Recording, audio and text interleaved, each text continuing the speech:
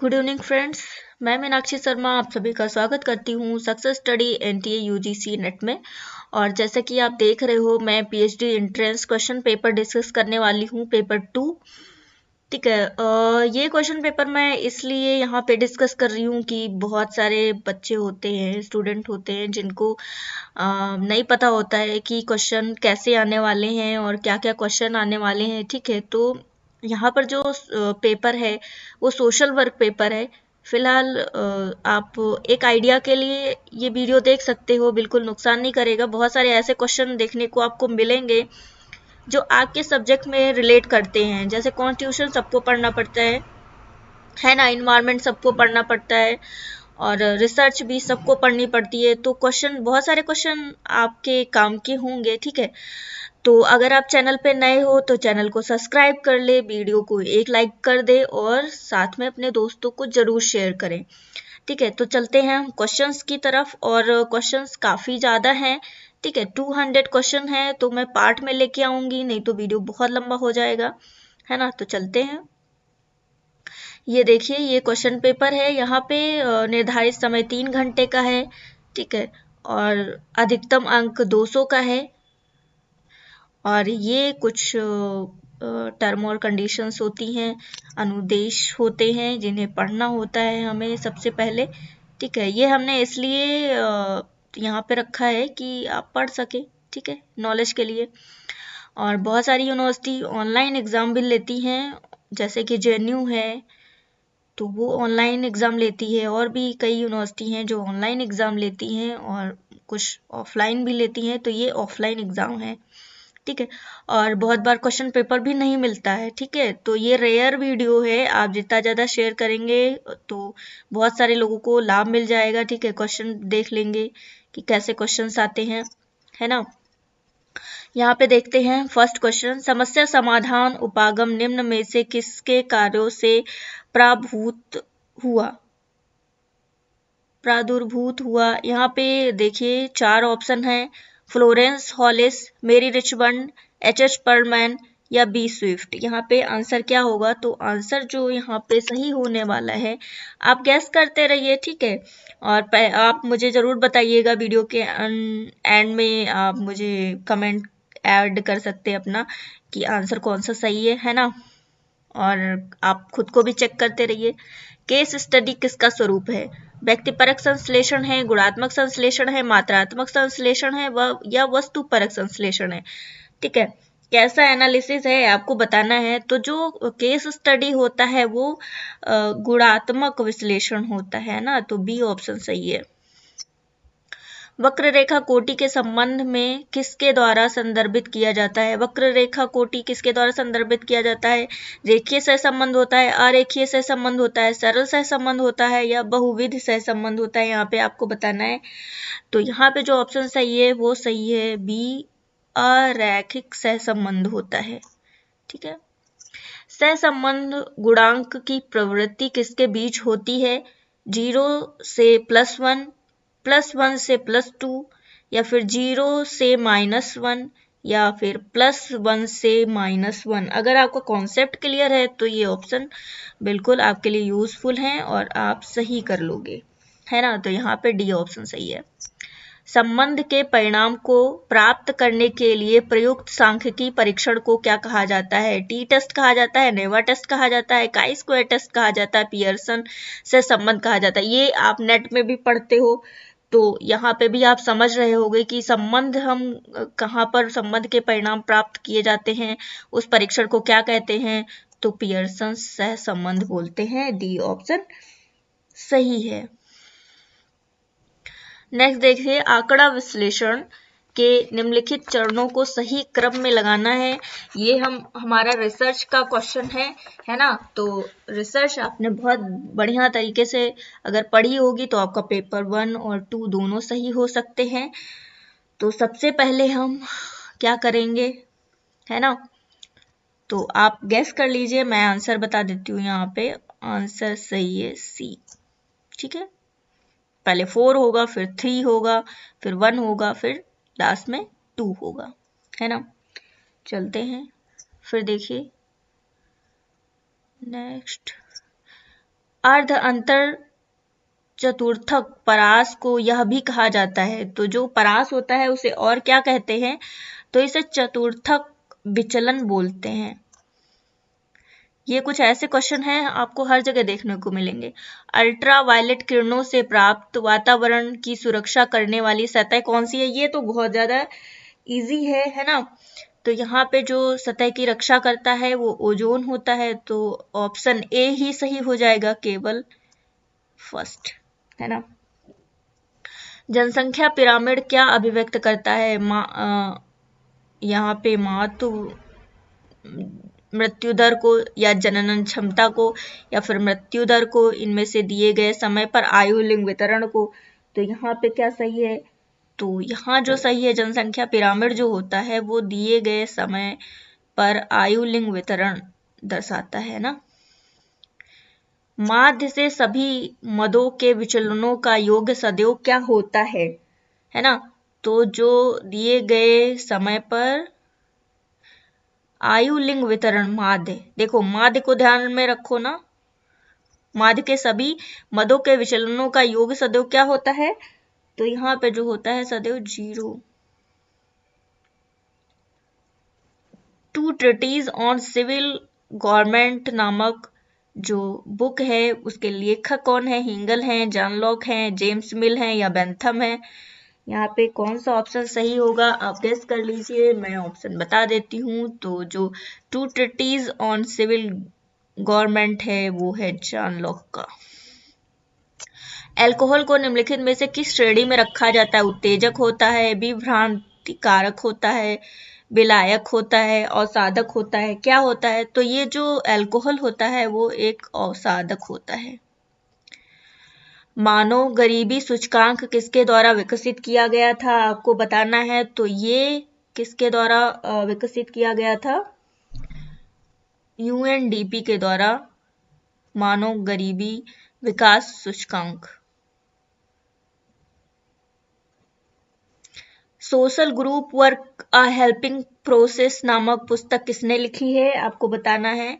तो ये पुस्तक किसकी है? तो कोनोपका की है। हमने अपनी प्लेलिस्ट में बहुत ज़्यादा इम्पोर्टेंट जो बुक्स हैं वो हमने शेयर की हैं आपसे। आपको प्लेलिस्ट में जाके मिल जाएगा, वहाँ पे जितनी भी बुक्स हैं उनके राइटर सब कुछ आपको मिलेगा। इंटीग्रेटेड सोशल वर्क प्रैक्टिस पुस्तक का लेखक कौन है? यहाँ पे 4 ऑप्शन है। ये तो काफ़ी फेमस है और नेट एग्जाम में बार बार ये बुक्स आती ही रहती हैं। तो SB देसाई हैं इस बुक के लेखक। निम्नलिखित में से कौन सी शासन क्रियाविधि गैर सरकारी संगठन में नीति निर्माण की उच्चतम संस्था है? आपको बताना है। महासभा होती है, प्रबंधन समिति होती है, उप समिति होती है या अध्यक्ष होता है? आपको बताना है। तो यहाँ पे जो ऑप्शन सही है वो है महासभा, है ना। ए ऑप्शन सही है। अमेरिका की चैरिटी ऑर्गेनाइजेशन सोसाइटी जिसको बोलते हैं COS की स्थापना किस वर्ष हुई थी? तो ये भी बड़ा फेमस क्वेश्चन है, ये नेट में भी आपसे पूछा गया है और PhD में भी यहाँ देखने को आपको मिल रहा है। तो ये 1877 में। स्वीकृति समाज कार्य का सिद्धांत है किसका, जिसका तात्पर्य क्या होता है? स्वीकृति का मतलब क्या होता है? अगर आपने केस स्टडी बहुत ढंग से पढ़ा है तो आपको पता होगा कि जो सेवार्थी होता है वो जैसे के मतलब जैसा आपके सामने आता है वैसा ही आपको एक्सेप्ट करना होता है। सेवार्थी जैसा है वैसे ही स्वीकार करो, है ना। World summit on social development का आयोजन किस वर्ष हुआ था? आपको बताना है। तो ये भी बड़ा बढ़िया क्वेश्चन है। तो 1995 में हुआ था, है ना। बी ऑप्शन सही है। सामुदायिक संगठन के लिए कौन सा उपागम है? तो सामुदायिक संगठन के लिए कौन सा उपागम है आपको बताना है। तो यहाँ पे जितने भी उपागम आप देख रहे हैं, समुदाय संचालित विकास, सामाजिक पूंजी निर्माण, पारिस्थितिकी टिकाऊ विकास, ये सब के सब है। तो ऑप्शन यहाँ पे जो सही है वो है डी। सामाजिक अधिगम सिद्धांत किसके नाम से जुड़ा है? मतलब ये पूछ रहा है कि सामाजिक अधिगम किसका है ना। तो सामाजिक अधिगम इन सभी का है, अल्बर्ट का, जूलियन और वाल्टर उपयुक्त सभी, मतलब यहाँ पे सही है डी। पंचायत राज से संबंधित निम्नलिखित संविधान का 73वां संशोधन 73वां संविधान संशोधन जो हुआ था किस वर्ष प्रभावी हुआ था? तो ये ऑप्शन जो सही है बी है, 1993 में हुआ था, 1993 में। समूह कार्य व्यवहार में कार्यक्रम नियोजन में निम्नलिखित में से कौन सा सम्मिलित है? समूह कार्य व्यवहार में कार्यक्रम नियोजन में क्या सम्मिलित होता है आपको बताना है। तो यहाँ पे देखिए, समूहों में सदस्यों की सहभागिता भी जरूरी होती है, समूह के सदस्यों के हित भी जरूरी होता है, कार्यक्रम अंतर्वस्तु भी होती है। तो यहाँ पे जो सही होगा वो होगा डी। स्पर्श अथवा दबाव द्वारा त्वचा का जो संवेदन होता है वो कौन सा संवेदन होता है, उसे क्या बोलते हैं ना? स्पर्श अथवा दबाव द्वारा जो होगा उसे हम बोलते हैं गति संवेदन, स्पर्श प्रतिक्षण। तो सी ऑप्शन सही है। निम्नलिखित में से कौन एक सामाजिक कार्यकर्ता नहीं है आपको बताना है। अरुंधति राय, मेधा पाठक, पी डी कुलकर्णी या फिर अन्ना हजारे। अगर आपने सामाजिक कार्यकर्ता के बारे में पढ़ा होगा तो आप बहुत अच्छे से बता लेंगे, है ना।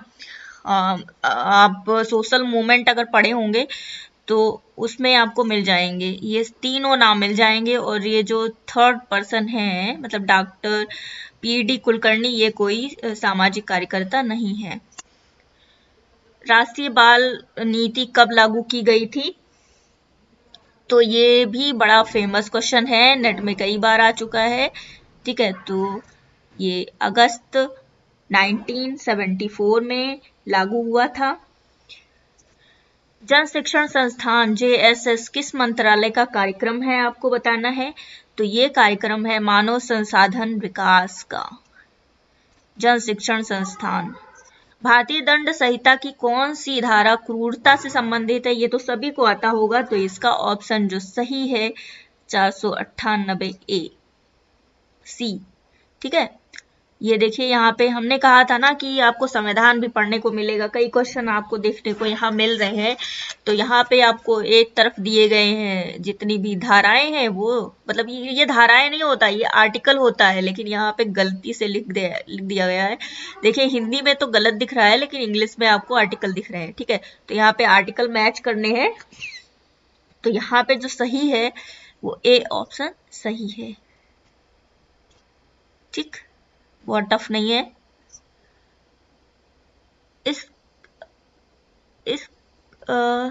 इसके जो फेनिया का लक्ष्य कौन सा नहीं है आपको बताना है। तो जो नहीं है वो व्यवसायिक कार्य है, बाकी ऑप्शन सही है।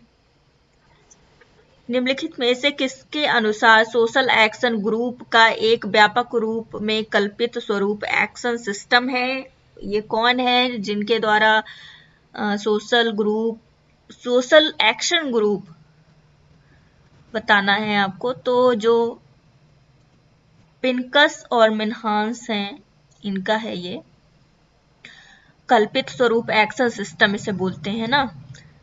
विरेचन का अर्थ क्या होता है? सवातन होता है, मनोविश्लेषण होता है, व्यवहार और व्यवहार परक संशोधन होता है, या समस्या हल करना होता है। क्या होता है विरेचन? तो विरेचन जो है वो सवातन होता है ना। भारत में बालिका दिवस कब मनाया जाता है?